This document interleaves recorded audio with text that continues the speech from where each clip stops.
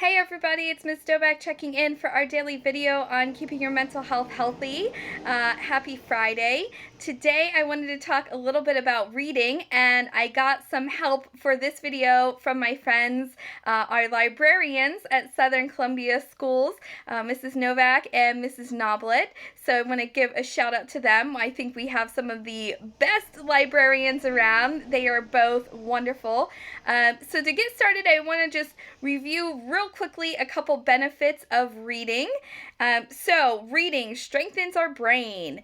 It reduces stress. It improves our focus and concentration. It builds our vocabulary and writing skills. It aids in sleep. It has memory improvement and provides mental stimulation and increases our brain power and knowledge. So I could continue and go on and on. There are a ton of benefits of reading, and of course, as you've already heard in there, there's a lot of benefits to our mental health as well. So I thought it was a great day to talk about reading, with it being kind of dreary and rainy out, because reading, we can curl up with a book or listen to a book and kind of escape for a little while, right? So that's one of the nice things with reading, is we can really get involved with one of the characters and kind of almost imagine ourselves as that character. We can really get involved in the story and kind of go into a different place for a little bit and escape for a little while. We all need that at times. Life can be a little stressful, especially right now. So it's wonderful. We can find a story with interests that we have.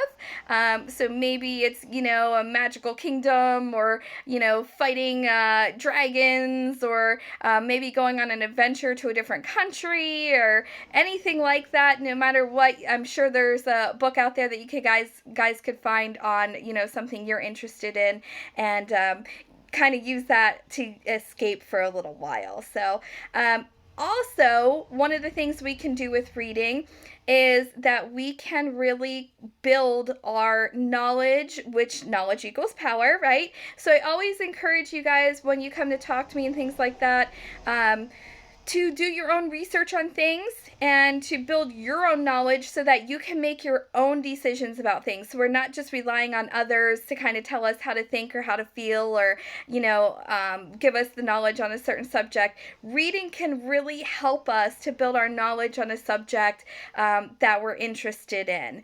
So I thought that was really cool. Reading can also super inspire us.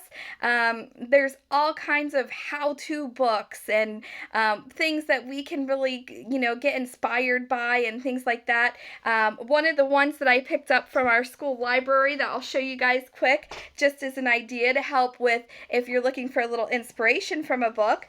Here's one, The Kid's Guide to Service Projects. So this is all about, ways that you can do projects that are going to benefit others and just kind of make the world a better place if you're looking for that kind of inspiration. But there's all kinds of how-tos on anything to get you inspired.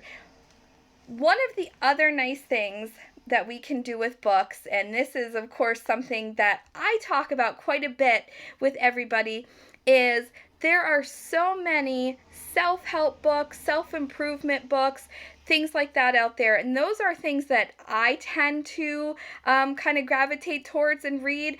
I feel like I always get inspired, or I always get ideas and things from those types of books.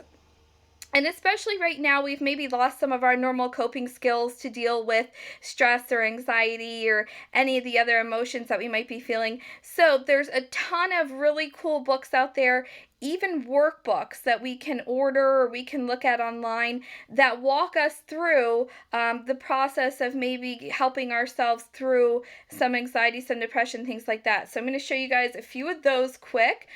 So here is the Cognitive Behavioral Workbook for Anxiety, and it's a step-by-step program.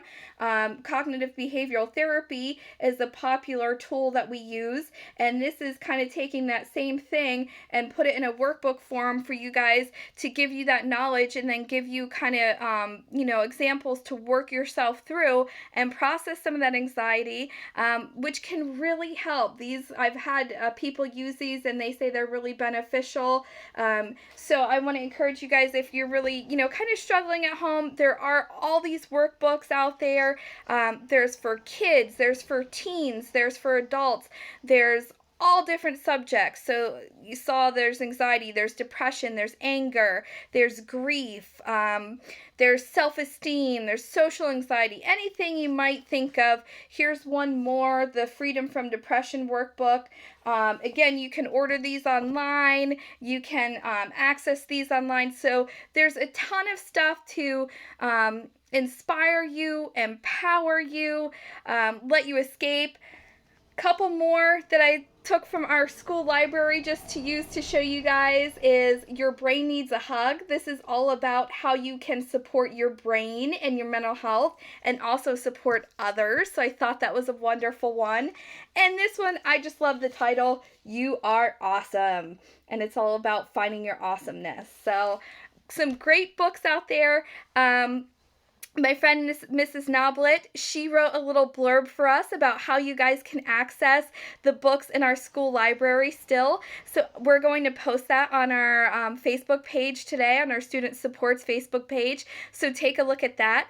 There's also a bunch of apps and different websites and things like that that anybody can access, books and all kinds of stuff from right now. Audible.com is allowing for free teen and kid books right now through the entire time that school is closed, so that you can use that.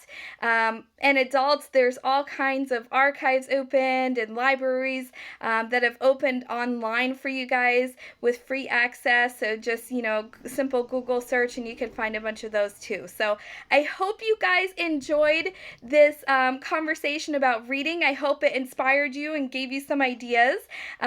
Embrace that this weekend, especially with this rainy weather, and have some fun with a book this weekend. All right? And again, have a special shout out to my friends, Mrs. Novak and Mrs. Noblet, for all their help and just their awesomeness. All right, happy weekend. I will see you guys on Monday.